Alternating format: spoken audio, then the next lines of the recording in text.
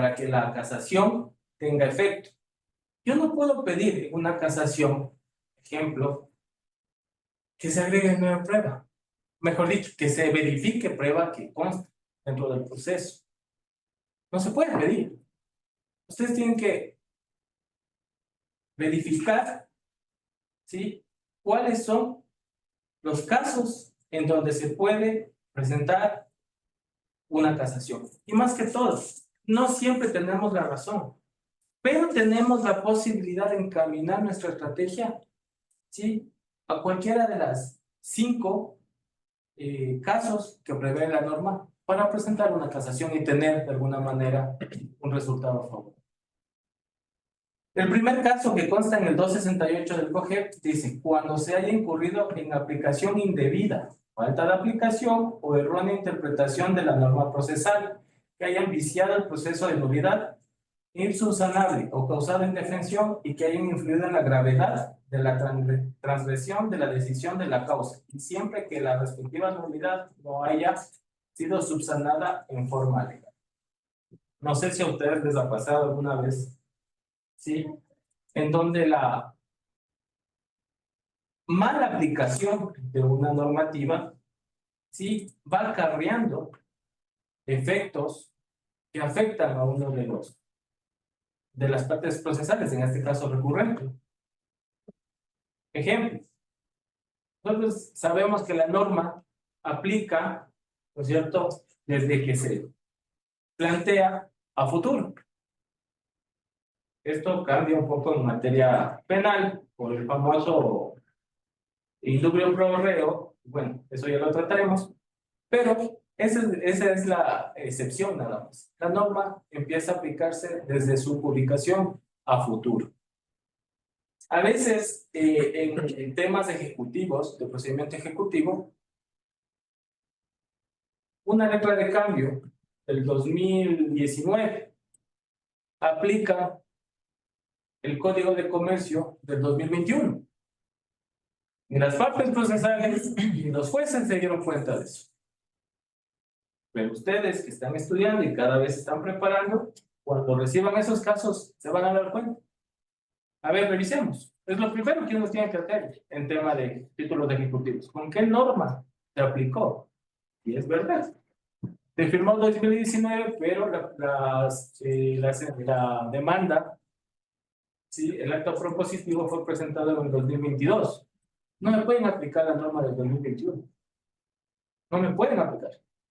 ¿Ya? Esa es una mala interpretación, de aplicación errónea de la norma, que estaría dentro del primer causal del 268. ¿Sí?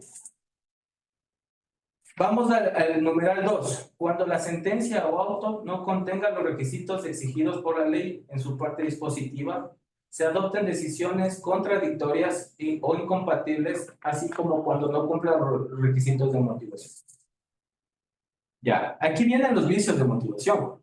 Recuerden que la Corte Constitucional ya sacó en el año 2023, no estoy mal, eso igual les envió las sentencias para que tengan en su conocimiento cuáles son los mínimos requisitos que tiene que tener una sentencia en el ámbito de motivación, ¿cierto?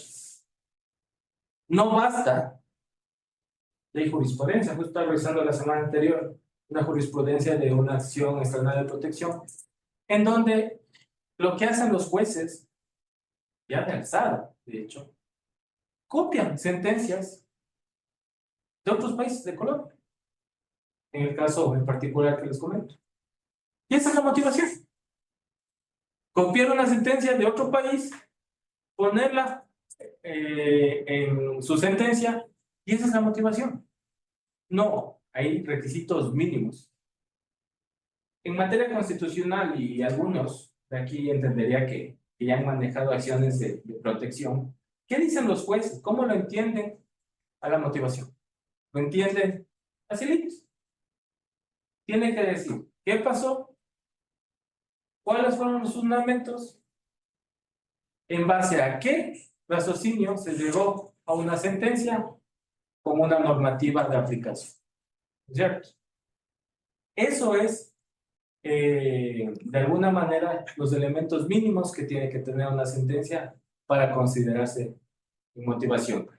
Existen lineamientos y vicios dentro de la motivación, que eso es bastante extenso, que igual, si gustan, les hago llegar material para que ustedes un poco lean. ¿Cuáles son los vicios de una motivación errónea?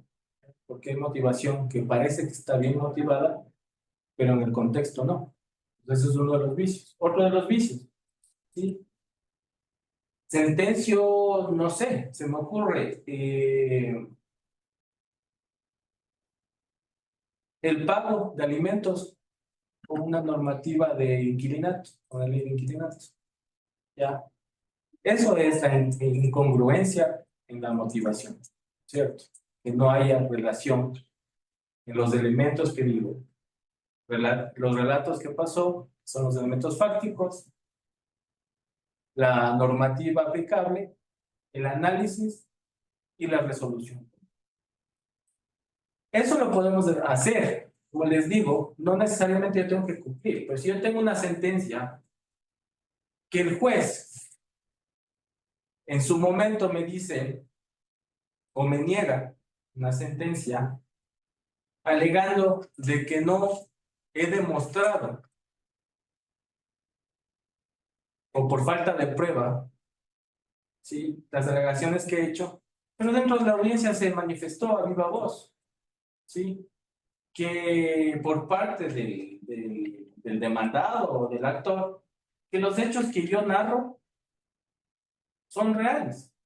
Entonces hay norma expresa, si no estoy mal, es el 153, perdón, 163. Ese artículo, créanme, si lo saben usar, van a ser litigantes expertos, porque nos salva a veces en aprietos, que si los hechos que no requieren ser probados. Uno de los fundamentos y una de las exigencias que tiene que tener una persona litigante es saber interrogar.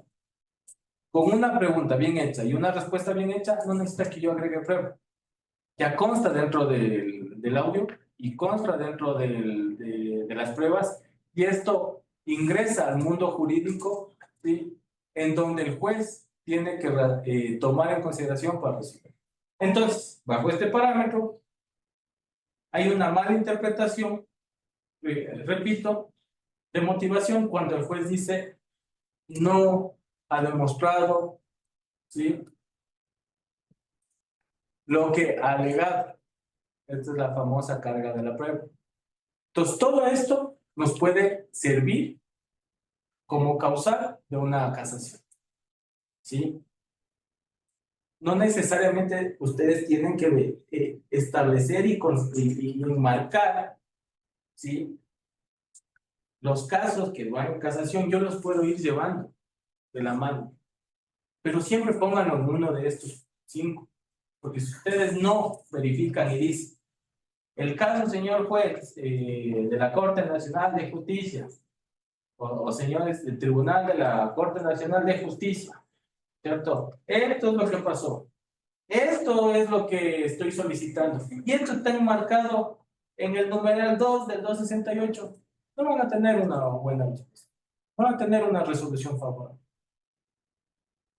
Eso es lo más importante en el tema de casación. Enmarcar a los casos que la propia norma nos da. Porque acá hacen la inadmisión. Los jueces dicen, no cumplen los requisitos. Y se acabó. Lo más importante en la casación es hacer un recurso que sea admitido. Después veremos en la audiencia. Después veremos. 3. Cuando se haya resuelto en la sentencia o auto lo que no sea materia de litigio o se haya concedido más allá de lo demandado, o se omita resolver algún punto de la controversia. Esto es bastante claro. Si yo estoy pidiendo en un proceso de divorcio, estoy pidiendo bajo el causal que da el artículo 110 del Código Civil, entonces el numeral 3, existe el abandono injustificado por más de 6 meses de la persona, lo que Dios dice que se declare disuelto el vínculo matrimonial. ¿Ah? Pues hay jueces que dicen, aparte de que le disuelva el vínculo matrimonial, y una vez hagamos una liquidación de bienes, por ejemplo. Sabemos que no se puede, pero de eso se trata este caso. ¿Ya? Se está yendo más allá de las pretensiones. Está yendo más allá de las pretensiones. Ahora, en el mismo caso, el juez dice, hay menores de por medio. Les declaro el vínculo matrimonial, pero no resuelvo la situación de los menores o del menor. En cambio, no está resolviendo la pretensión que se solicitó. Si yo solicito el divorcio, por ley, tengo que asegurar, ¿cierto? Lo que determina la normativa, que es alimentos, tenencia y visitas. Sin eso no se puede, no puede existir un divorcio o una disolución del matrimonio como tal. Tanto es así que en vía notarial, a veces es buena esa propuesta que se hizo hace algunos años, también tenemos que hacerlo. O bien llevamos un acta de mediación resolviendo los temas de los menores, o actualmente, bajo una reforma, podemos hacerlo con un acta transaccional. Se acabó el negocio de los mediadores. Porque el acta transaccional ya la hace el abogado.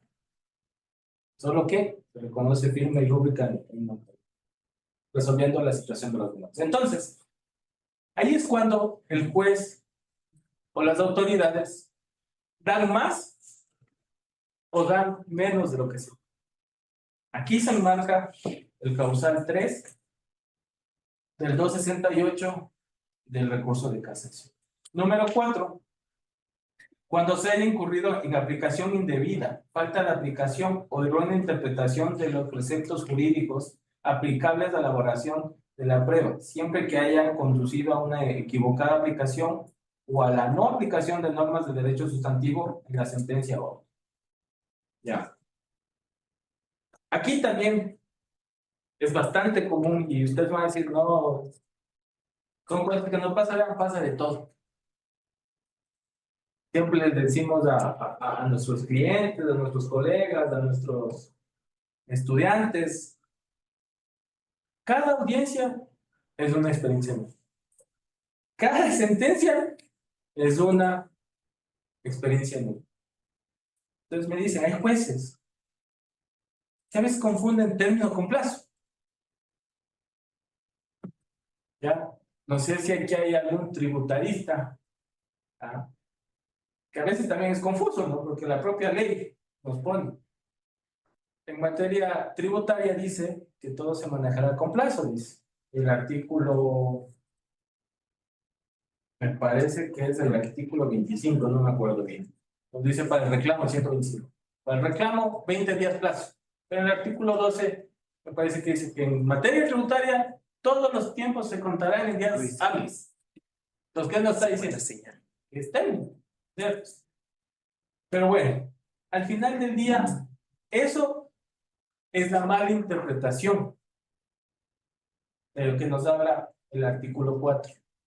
Ustedes tienen que definir. Yo tenía un profesor, ¿sí? De la Argentina, que nos decía, dentro de la casación, lo más importante, señores, es mapear, ¿sí? Catastrar, nos decía él, el error. Eso es lo más importante, el error de la resolución. Eso es lo más importante. Yo puedo tener la razón, si no encuentro dónde está bien el error, ¿sí?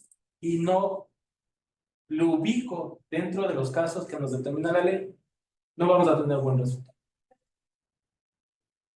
Número 5.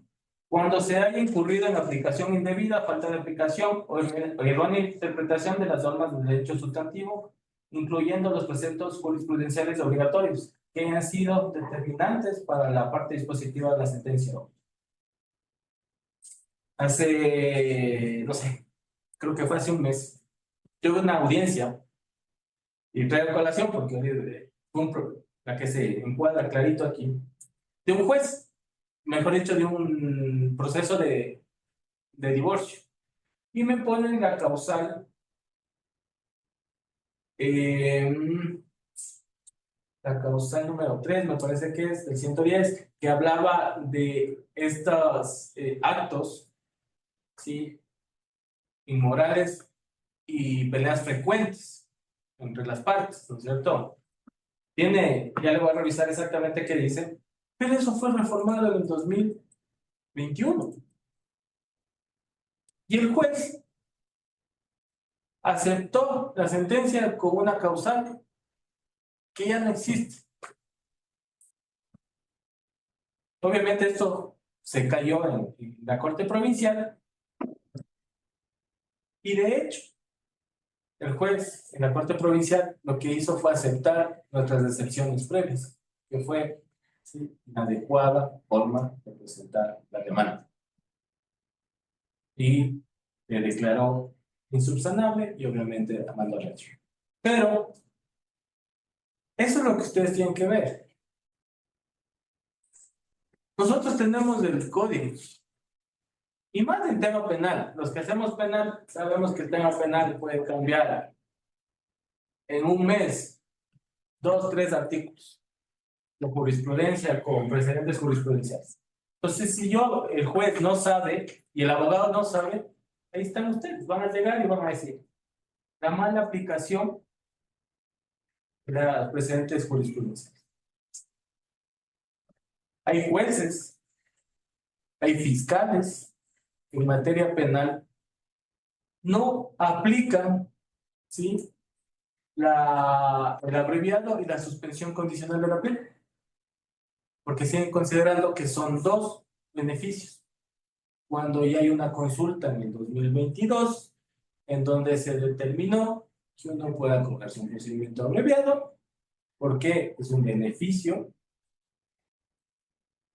de colaboración, y a una suspensión condicional de la pena, porque es un beneficio procesal. Entonces, antes de esta consulta de inconstitucionalidad, no nos podíamos acoger a las dos. Entonces, si efectivamente yo me acojo un abreviado y después apelo al abreviado, ¿no? Ojo, que sí se lo puede hacer, porque hay colegas que me dicen, no, no se puede hacer, porque si ya te cogiste al abreviado, te estás beneficiando. ¿Sí? Y recuerden que el abreviado, acogerse al abreviado, ¿cuál es la consecuencia? Es alguna resolución, una sentencia por escrito, en donde manifieste cuáles van a ser los términos de esa obligación. Y es una sentencia.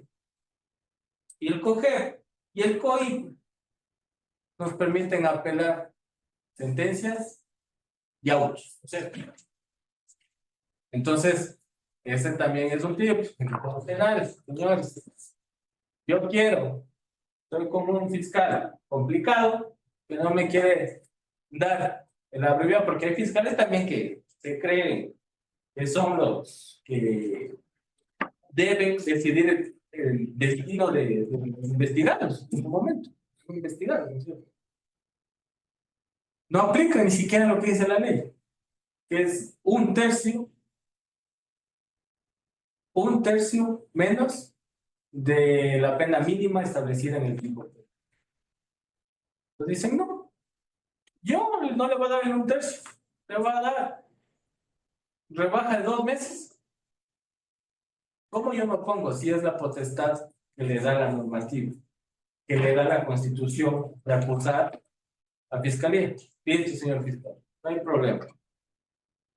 Obviamente siempre en la audiencia, señor juez, y hemos tenido la reunión con Fiscalía como la termina la norma, y hay una mala interpretación de Fiscalía, pero esta defensa técnica no puede oponerse, ¿sí?, a la pena sugerida de Fiscalía. Usted como juez garantista de ambas partes, solicito que haga un análisis de la interpretación que está realizando el fiscal. ¿El juez qué les va a decir? Hay juez garantistas que sí, señor fiscal, usted está interpretando mal la norma. Clarito dice. hay que hacer una rebaja hasta de 1/3 de la pena mínima. ¿Sí? Pero no dice, yo le puedo dar 1 mes, 2 meses, 3 meses. Hay otros jueces que dicen, la potestad acusadora me limita a mí a resolver lo que Fiscalía dice. Ahí viene la estrategia. Ustedes, perfecto, señor juez, o tribunal, depende, ¿no? Si es un juez de contravenciones o un juez, yo qué sé, ya de tribunal en el tema penal, infracciones, acepte esa abreviación, porque no van a poder ganar, pero apelan a la abreviación. Les aseguro que en la Corte Provincial van a interpretar mejor la norma y le van a llamar la atención al fiscal, ¿sí? Y van, en el mejor de los casos, dar nulidad, ¿no? ¿Por qué? Porque la nulidad se da por la mala aplicación, eso dice la propia normativa. O en el peor de los casos les van a bajar a lo que realmente dice la ley. Hay jueces, y eso también tengo que decirlo, yo litigamos a nivel nacional, ustedes van a ir a una ciudad y van a interpretar de una forma la norma. Van a ir a otra ciudad y van a interpretar. De hecho, aquí, los jueces y los fiscales en el sur no interpretan y no aplican la norma como los del norte. Entonces, eso también depende de los abogados saber y conocer los jueces. Desen el trabajo de averiguar. Es fácil. Google, verifiquen en el sistema, actualmente en el INSACH, entonces pueden verificar sentencias por juez. Son herramientas que nosotros al final del día tenemos que aprovechar. ¿Sí? Básicamente, un poco vamos por el tema de la casación para ir avanzando. Les repito, tiene un filtro que se llama la admisibilidad del recurso. Esto se lo hace con un juez. Si existe la aceptación o la calificación, ¿no es cierto? Obviamente se tendrá la audiencia y ustedes podrán sustentar lo determinado en el escrito de casación. Esto en materia civil. Ahora vamos en materia penal. Materia penal, por ser una materia de última ratio, ¿no es cierto? Por ser tan gravosa. ¿Por qué? Porque está en juego la libertad de las personas. Es considerado dentro de los bienes más preciados. Cada delito afecta o daña algo. Por eso, cada delito tiene una pena en particular, ¿sí? Y tiene desarrollado su tipo penal, con todo lo que lleva su verbo rector y todo lo que compete en materia penal. Esto se llama el bien jurídico protegido. Y a mí me roban, ¿cuál es el bien jurídico protegido por el Estado? El patrimonio. Por eso, no robar, porque si roba la persona que roba será sancionada, depende de la gravedad, si es con armas, si no es con armas, de 5 a 7 años de prisión. ¿Ya? Eso se llama bien jurídico protegido. Por eso, en materia penal, se considera de última ratio, de última instancia, porque todas las demás materias no lo pudieron hacer. Les digo esto ¿por qué? Porque en materia penal no existe este filtro. No existe esta formalidad de admisibilidad. Eso ya fue desarrollado y solo en materia penal toda casación debe ser analizada y debe ser resuelta. Antes existía efectivamente también este filtro, ya por lo manifestado.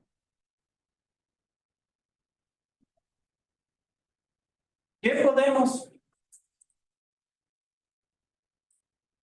casar?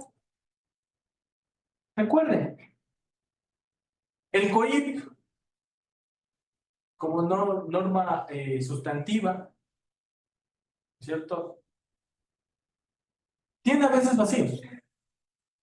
Y por naturaleza, ¿quién cubre esos vacíos? El propio sujeto.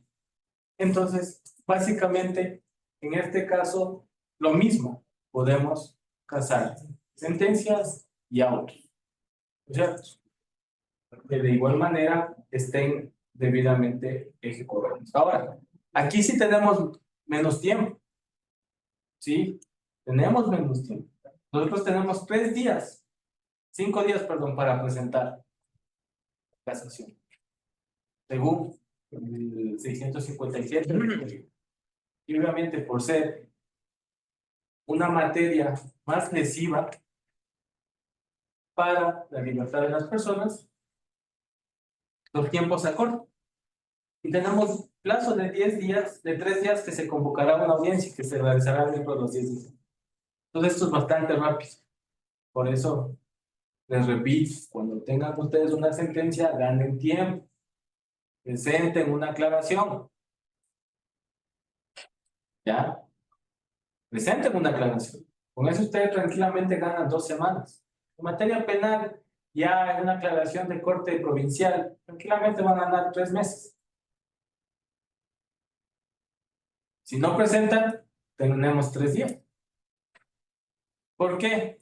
Venimos de la misma lógica. En materia penal, yo tengo 3 días para apelar, no los 10 días que tengo en materia civil. Y recuerden, cuando yo hace ejecutoría es porque no tengo recursos pendientes para poder ejecutoriar una resolución. Ahora, en materia penal es mucho más técnico el tema, muchísimo más técnico el tema. Tenemos la procedencia en 3 casos nada más de materia penal. La contravención expresa del texto legal. Recuerden que en materia penal nosotros tenemos un principio de taxatividad, no interpretación. Y la ley me dice, la persona que dé muerte a una mujer, ¿sí?, por el simple hecho de ser mujer, tendrá una sentencia de 22 a 27 años por femicidio. Un juez, no estoy en contra, ¿no?, de las orientaciones sexuales, pero clarito dice a la mujer, si un juez dice, es que a la persona que usted mató, asesinó, tiene un género femenino, no es lo mismo que una mujer, porque si vamos a la descripción de una mujer, ¿sí?, tiene ciertas características, más que todo, tu aparato reproductor, ¿no es cierto? Una persona tiene otro género, no otro sexo, no le puede, no puede interpretar, no puede darle un alcance más allá de lo que el texto legal dice. Es la diferencia entre materia penal y materia civil, ¿sí? La taxatividad y la no interpretación de los códigos, de la norma. La indebida aplicación. Ha pasado casos, no es por estiles, ya viene hasta el principio de usuario. Hasta el principio de congruencia, que hago topar un poquito porque es importantísimo. La indebida aplicación de la norma. A usted le están acusando o le están procesando por hurto. Y resulta que el juez o el tribunal le sentencia por robo. Son 2 tipos penales completamente diferentes. El uno tiene que haber violencia y el otro no tiene que haber violencia. ¿Okay? Ahí hay una mala aplicación de la norma legal. Y eso pasa bastante. Ustedes tienen que tener en consideración que existe un principio de congruencia. El principio de congruencia va relacionado al principio de la legítima defensa, el derecho a tener tiempo necesario para defenderme, ¿sí?, para tutela judicial, seguridad jurídica. ¿Qué es este principio de congruencia? Si a mí me están acusando por estafa, yo me defiendo por estafa. Pero no me pueden sentenciar por abuso de confianza. Yo todo mi armamento jurídico legal lo enfoqué, y mi defensa, mi estrategia, me enfoqué a demostrar que no hubo estafa, ¿ya? Pero pues un tribunal me sentencia por abuso de confianza. sin haberme dado el derecho. Para eso existe la reformulación de cargos. Eso es diferente. ¿Ya? Cambio el tipo penal. Cambio el tipo penal. Muchas veces entra en el tema de, actualmente, de todo este tema de violencia, estos grupos armados, ingresan, les cogen en un operativo, con droga, con armas, y dentro de los teléfonos se encuentran sicariatos, se encuentran las famosas vacunas, todo eso. Entonces, fiscalía entra con todo, acusa de todo. Pero llega un punto en que dice, señor juez, permita, voy a reformular. ¿Por qué? Porque tengo elementos de tenencia de armas, porque lo encontré con armas. El tema de las vacunas, no tengo pruebas para poder demostrar. El tema de narcotráfico, no tengo pruebas por el momento. ¿Sí? Ahorita concentramos en esto y solicito hacer una nueva investigación en materia en trámite ordinario con el fin de que se investiguen posibles otros delitos. ¿Sí? Entonces hay que saber interpretar la norma. Ahora, esto también pasa. Entra a su cliente por violación. Y en el proceso se va viendo que no hubo violación. La violación es la penetración, ¿cierto? Es la penetración. Tiene que haber penetración. No hubo penetración, no hay violación. Pero sí hubo un delito de carácter sexual, un abuso sexual. Entonces yo, en el proceso de violación, que es el más gravoso, se va determinando de que a mí me demuestran que sí cometí un delito, repito, de abuso sexual, que no necesariamente tiene que haber acceso a la otra persona. Ahí no me están violando ningún derecho. ¿Por qué? Porque ya me dijeron que entré por violación, pero en el transcurso se reformuló y me dijeron, ahora te voy a empezar por esto. ¿Ok?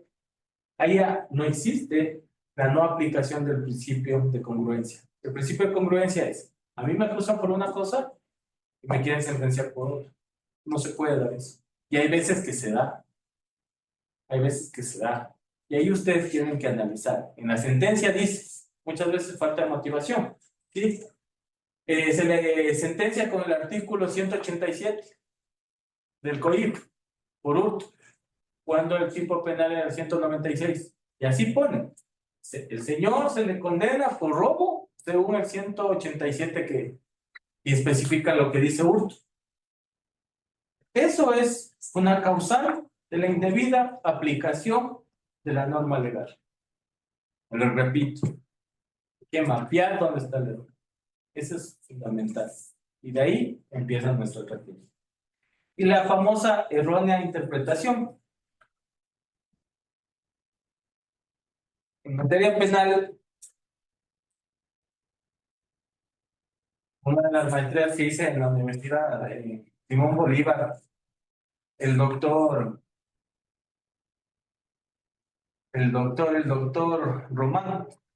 Ustedes ven el OIP de él. Cada artículo tiene una jurisprudencia, un precedente de jurisprudencia. Muchas veces lo que nosotros vemos aquí ya está reformado.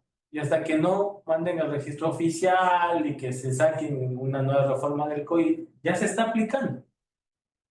Ya se está aplicando. ¿Sí? Por ejemplo, existe en materia penal que todos los abogados en su momento pusimos el grito en el cielo. No sé si ustedes escucharon. Cuando un abogado dé asesoría a un criminal, formará parte de la organización criminal. Entonces decíamos, y ahora los abogados que somos penales, porque no recibimos actos muchas veces. Entonces, por darle la asesoría, y así dice la norma, tuvieron que reformarla, ¿no es cierto? Pero si alguien no sabe que se reformó, no está utilizando lo ya establecido después de la presión mediática que hubo, porque la norma decía que toda persona que ayude a realizar actos ilícitos será considerado parte como coautor, incluido la persona que dé información, el que dé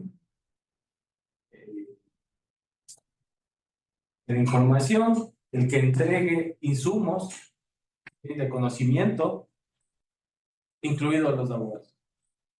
Entonces, ahí hay una mala o errónea interpretación de la norma. Ahora bien, dentro de esta mala o errónea interpretación de la norma en materia penal, también tenemos lo que comúnmente pasa es en los momentos de las flagrancias, ¿sí? La norma es completamente clara y viene desde la Constitución, los derechos constitucionales. Sí, que tengo que saber por qué soy detenido, tienen que identificarse, tienen que decirme, tienen que darme la posibilidad de acogerme al derecho de silencio, tienen que leerme mis derechos y tengo que llamar o contactarme con un abogado. Está establecido. Pero hay jueces, ¿sí?, que dicen,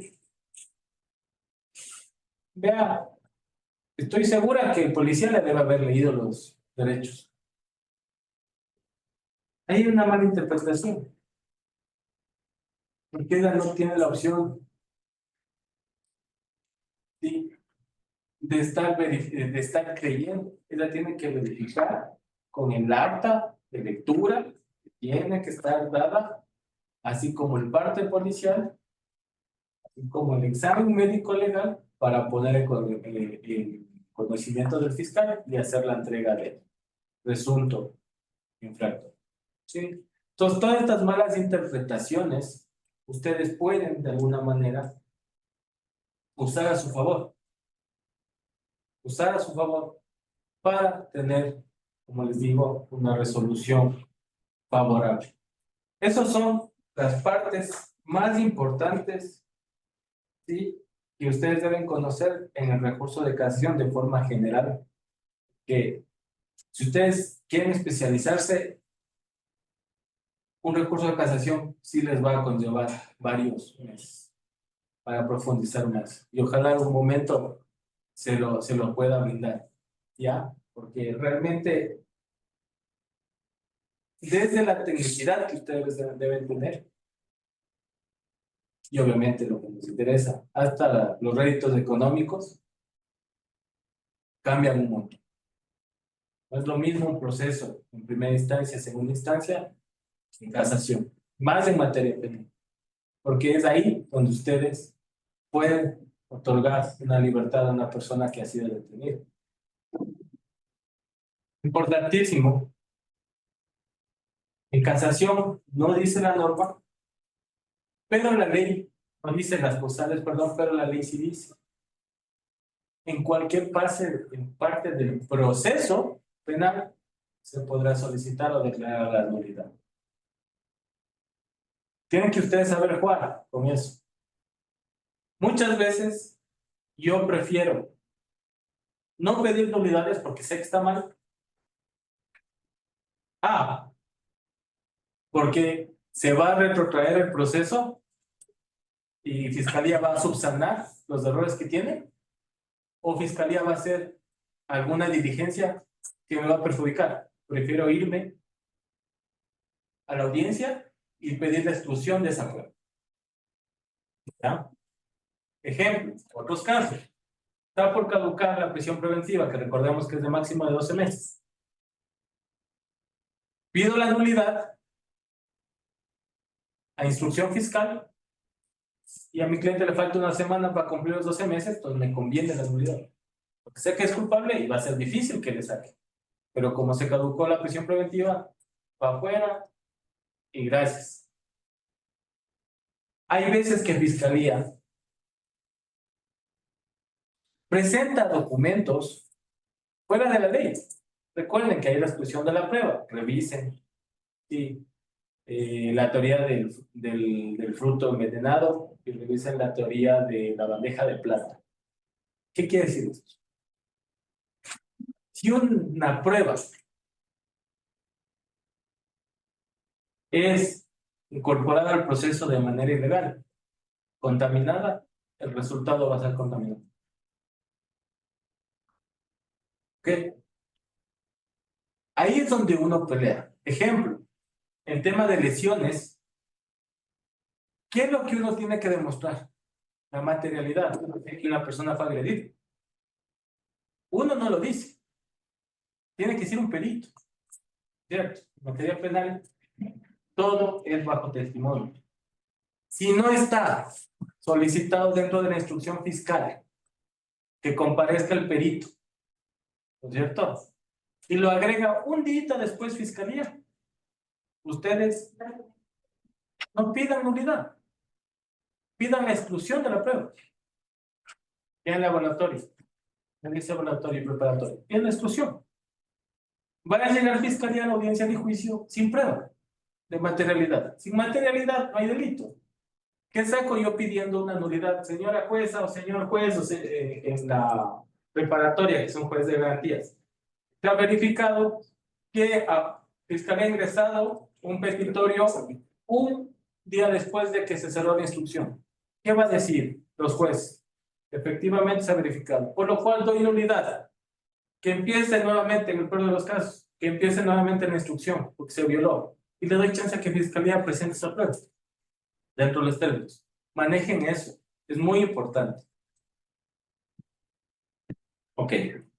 Ya.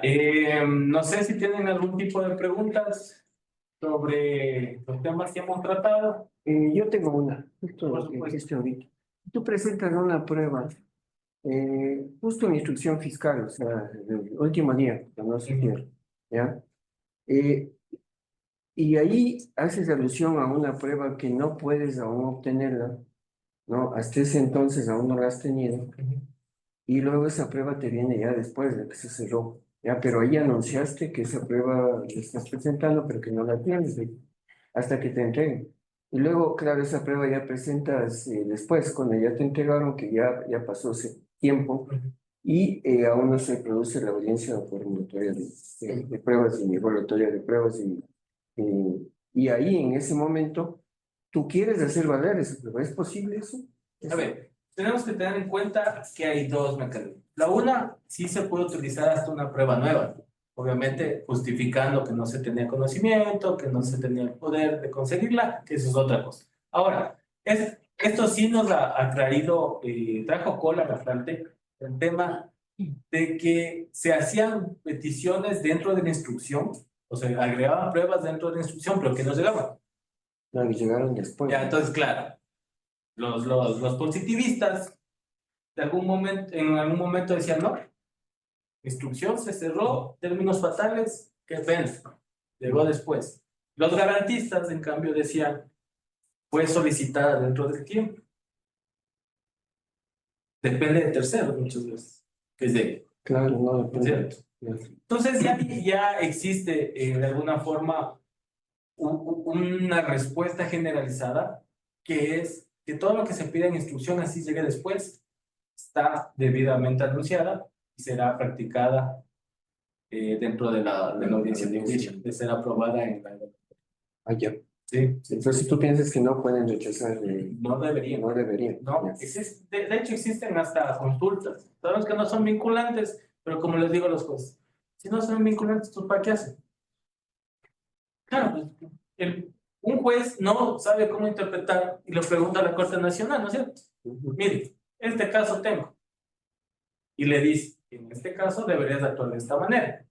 Pero cuando uno quiere aplicar, los jueces algunos, es que no es vinculante. Entonces, si no es vinculante, ¿para qué preguntamos? Entonces, de alguna manera, sí, no sirve, pero sí, efectivamente, todo lo que se pida, de hecho, ahí lo que se violenta es el derecho de igualdad de armas y el derecho a la defensa. ¿Ya? Esos son los dos principios que se afectan si un fiscal, recordemos, a ver, fiscal tiene un principio de objetividad, ¿ya? Entonces él tiene que proveer tanto las pruebas de cargo como las pruebas de descargo. Entonces, si es que el fiscal no acepta las pruebas que uno solicita o las diligencias que uno solicita, obviamente está violando el principio de objetividad. Y lo que se puede hacer ahí es pedir nulidad, repito, o si es antes, lo que esto también pasa en la investigación previa. Esto también pasa. Señor fiscal, necesito, no, improcedente, justifíqueme cuál es la pertinencia. Oiga, simplemente yo necesito que me den esta información para demostrar mi teoría del caso. ¿Ya? Entonces ahí lo que se hace es igual se solicita, se pone una queja, ¿sí? Y se pide el resorteo de fiscal. Ese es el caso. No sé si hay más preguntas aquí. Si alguien tiene más preguntas, Yo tenemos tengo una un par de minutitos más para preguntas. casación no penal. Es un caso práctico para posible casación laboral ¿Ya? sobre el despido intempestivo. El 19 de mayo, el gerente le pide que le renuncie. ¿Ok? No presenta renuncia. Al siguiente día, el 20, bajo inventario, exige que entregue los bienes que estaba a cargo del trabajador. Y al siguiente día, ya con el guardia, ya no le deja ingresar. Entonces ahí saca su celular y empieza a filmar todo ese evento. Presenta la demanda por despido intempestivo. El juez niega la demanda, indicando que no se ha determinado específicamente la fecha del despido, porque hay 3 fechas: 19, 20 y 21. Entonces ahí ya es algo inseguro. Ese es el argumento para negar el despido intempestivo. Y el otro punto es que el trabajador, el actor en este caso, tenía como prueba, porque le materializaron el video. Entonces tenía que venir el perito a la audiencia. La audiencia era 9 de la mañana. Aún no se instala. El perito llega a 9:12. ¿Ya? Y la audiencia se instala 9:21. Ya no le da paso a que practique el, el actor su peritaje.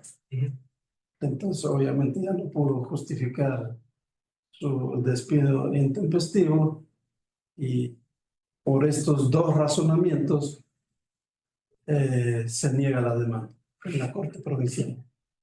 También en la corte, ya está. En la Corte Provincial. Entonces, ayer han notificado. Entonces, ahorita ya está para ejecutoriarse y luego para interponer la casación.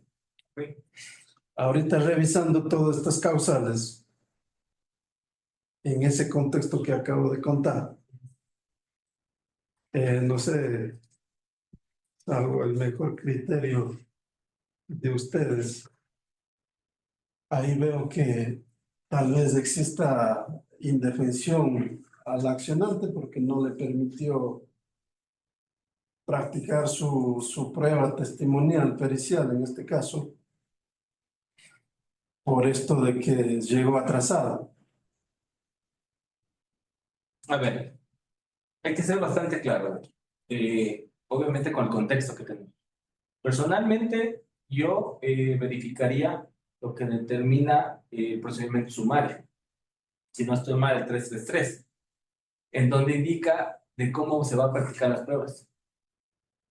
¿Ya? Cuando uno, y dice dentro de la práctica, la prueba, si no estoy mal, igual con el 222, que es el testimonio de los peritos, cuando no llega el perito, por única vez, el juez puede suspender y avanzar el desarrollo de todas las pruebas, dice, si no estoy mal, y podrá llamarle debidamente justificada. ¿Sí? Sí, el 222.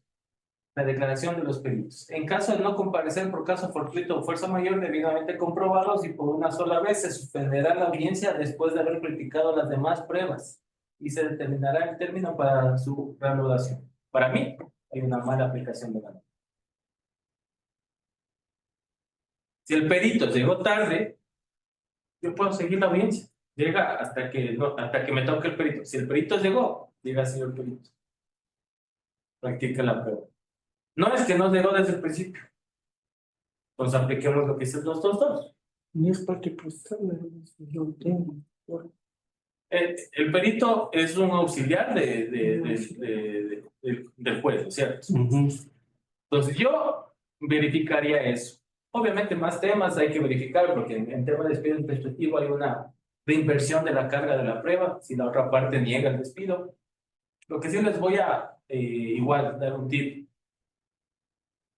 En el tema civil, muchas veces nosotros, por ejemplo, ¿qué hacemos?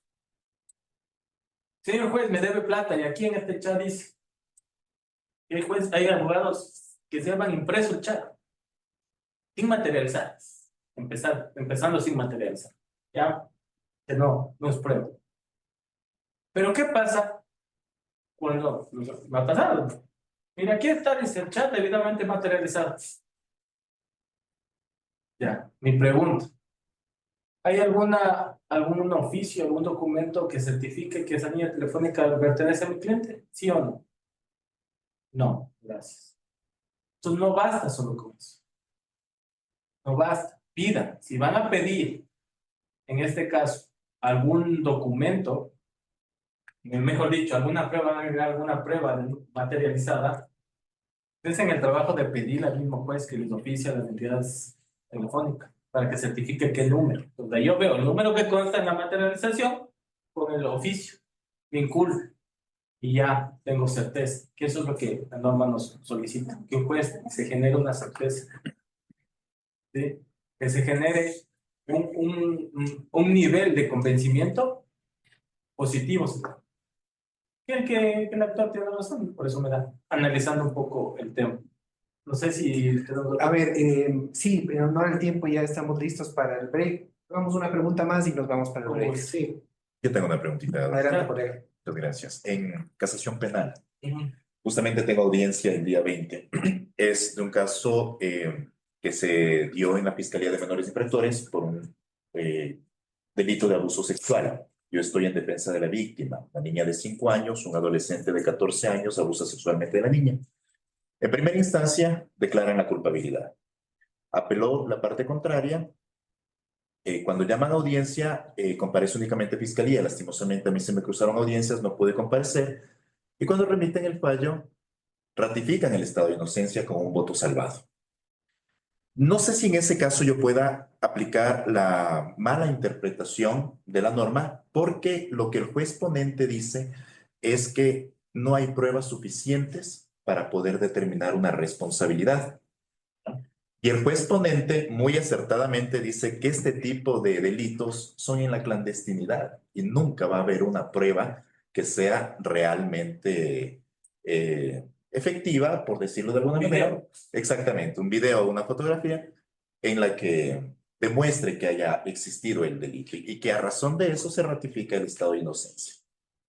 Hice yo la casación, fiscalía no casó, solamente hice yo la casación y estoy con este tema para la audiencia el día 20. Quiero saber si es que, porque mi argumento fue, o sea, interpretó muy mal el juez tanto los hechos y, claro, como usted bien dice, doctor, cogen sentencias de Colombia, cogen sentencias de Perú y eso es lo que le ponen ahí y dicen, en base a eso se da mi fallo. Entonces, no sé si es que yo pueda tener éxito con el argumento que estoy teniendo. Y adicional, hay algo que no entiendo por qué lo hicieron. Cuando me pasan la sentencia por escrito, no ponen lo que el juez de voto salvado dijo. No consta. No consta. Solo consta hasta donde ellos interpretan, pero sí dicen, hay un voto salvado del juez tal. Pero no consta la interpretación que él hace. Ya.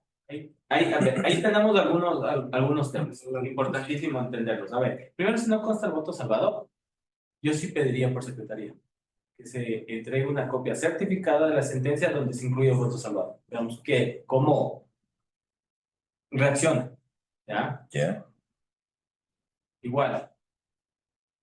Es importantísimo y súper clave. Del voto salvado ustedes pueden sacar la casación. Muchas veces. Lo que me preocupa es que si Fiscalía no apeló, Fiscalía, No casó. perdón, no casó, No casó. lo que vamos a poder como como acusación particular de la víctima, ¿cierto? Es un poco a determinar el tema de la reparación integral. Porque la fiscalía es el ente encargado de acusar, Sí, y una no la acusación. acusación particular. Sobre eso ya ha pronunciado la Corte Constitucional en algunos Exactamente. ¿Ya? Entonces, sí, Tiene que perseguir para Es buscar el la fiscal, pena claro, no caso fiscalía. y no en la acusación particular. vemos que la acusación particular, por medio de su defensa técnica, lo que hace es velar por el resarcimiento de los derechos de la víctima. Uno puede acusar en delitos públicos, de acción pública. Delitos de acción privada, Es pero que sí, no de la fiscalía. la fiscalía. Agradecemos Muchas gracias. al doctor Osvaldo Lorca por su magnífica exposición. Obviamente, la charla, 1 hora o 1 cuarto, muy difícil pues abordar todos los temores, todos los conceptos, doctrina, jurisprudencia, experiencia amplia que tiene nuestro expositor. Sin embargo, pues creo que ha hecho una excelente exposición. Y muchas gracias una vez más por su participación. Y a ustedes también, pasemos por favor al break.